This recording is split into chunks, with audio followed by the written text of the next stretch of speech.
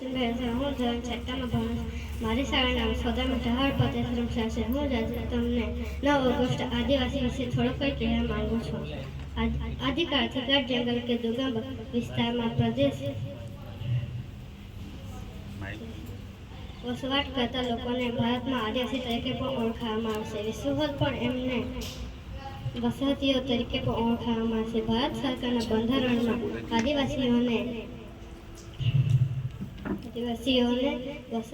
આદિવાસીઓને ભણી ગઈને પોતાનો વિકાસ સાધી શકે છે, પરંતુ હજુ પણ મોટા ભાગના વિસ્તારમાં તેમજ સગવડથી વંચિત રહેવાના કારણે આજે પણ ગરીબ અને અજ્ઞાતમાં જીવે છે. ગુજરાત રાજ્યના